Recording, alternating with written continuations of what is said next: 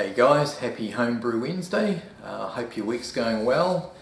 Not too much going on for me on the brewing front this week. You may have seen last Sunday I did a brew day with Alan from Shadow Beast Brewery, and that was my Citra Toasted Pale Ale.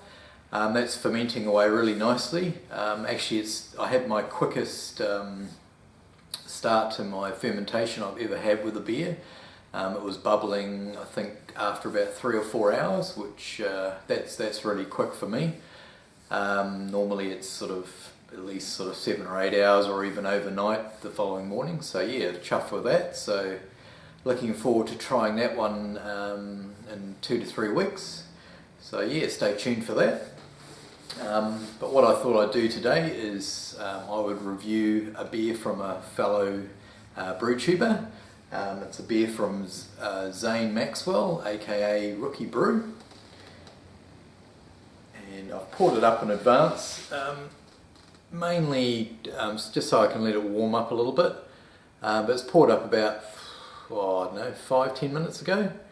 As you can see, it's holding the head beautifully, so fantastic looking beer. Head's slightly off white. So this is Zane's black IPA, and I'll just read what's on the bottle.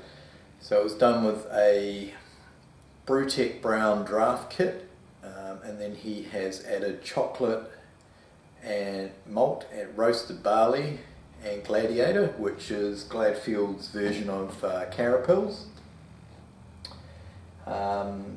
There's no other added sugars or DME or anything. Then he has dry hopped and made a hop tea with Amarillo hops. Says it's a low ABV of only 3%, but certainly doesn't look that in the glass. It's got a nice beautiful head there, fantastic colour. It's virtually pitch black. There's some little sort of browny reddy hues right at the bottom where the glass is narrow, but yeah, it looks awesome. When I opened the bottle, there was a nice hiss and some nice carbonation came up to the top. But awesome, thanks for the Zane. Sorry it's taken me so long to get round to it. I'm trying to review beers pretty much, either take turns or review them pretty much in the order that they arrive. Jason, if you're watching, I'll probably review your mystery fresh hop beer next. And yeah, then you'll feed Joe a sour at some stage. So cheers guys, let's get a nose on it. Oh, smells beautiful, nice, got a nice chocolatey hit off the top there, and I'm picking up the Amarillo as well. Oh, it's got a really interesting aroma.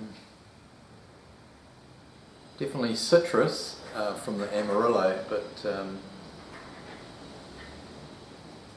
that smells really good.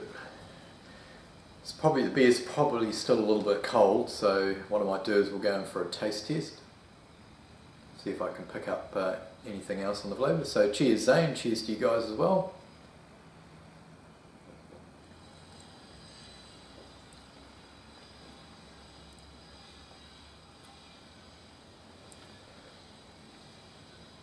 It's interesting flavour. It's probably, I think there was something on the aroma I wasn't quite picking up, but now I've had a taste. It's got a really interesting,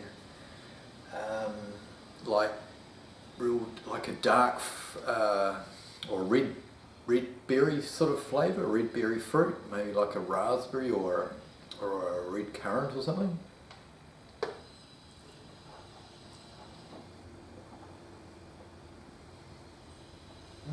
That's nice. Yeah, it's a very nice flavour. I just can't quite put my finger on it, other than to say it's like a dark berry or a raspberry, something like that. And yeah, picking up the Amarillo hops in there as well. Not picking a lot of chocolate on the taste in the flavour.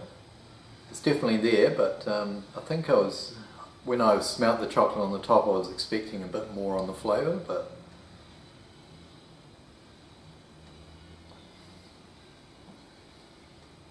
it's definitely there.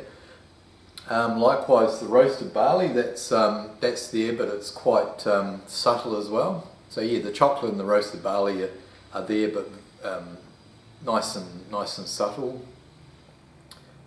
When I saw you had roasted barley on there, I thought it might have sort of hit me in the face a bit more, but no, that's great. And then the bitterness is good level of bitterness.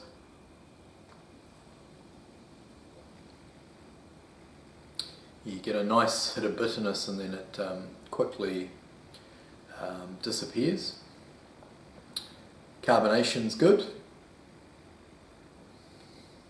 And it's got a nice, I don't know what it finished out at, Zane, but it's got a nice sort of dry finish to it. Some dry finishes can put you off, or they can be overly dry, but that's a nice sort of level of dryness there. And what I've got to remember, this is only 3%. Definitely drinks more like I'd say more like a 4.5% beer, maybe even 5. If you didn't tell me, it wasn't on the label, I'd sort of guess it up around there instead. So yeah, that's a fantastic beer, mate. I'm really pleased that I waited until I had a proper opportunity to sit down and drink it. It's got some really nice lacing as well. That's a great beer, Zane. I think I'm enjoying drinking that, almost as much as your Sierra Nevada Pale Ale. I think that's a little bit higher up. I think there's all grain as well. But yeah, I'd be hard pressed to tell that was from a kit. It doesn't hit me in the face and say scream out kit beer. So yeah, that's awesome. That combination you've done with the chocolate roasted barley and the Amarillo hops has worked really well. So thanks for that.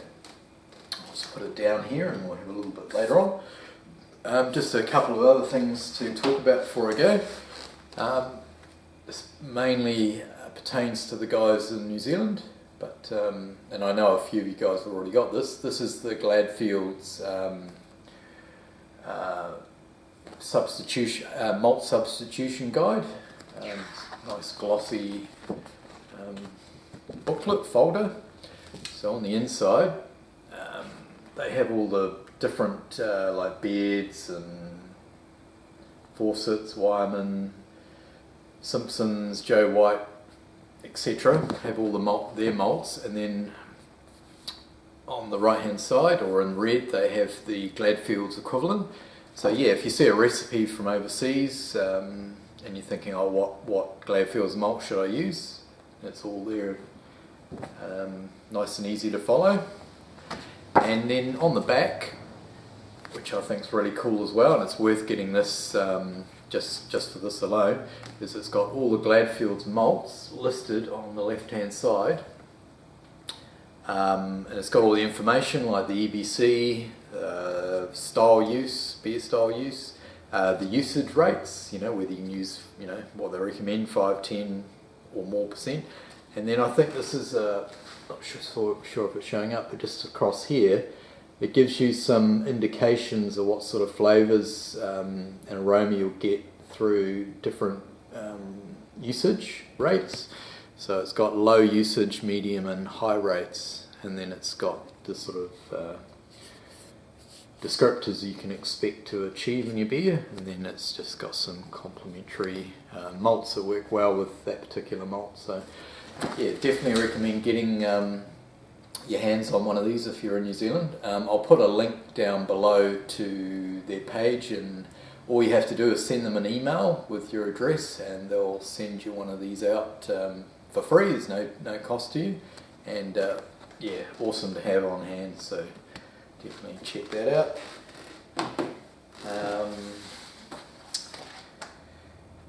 What else?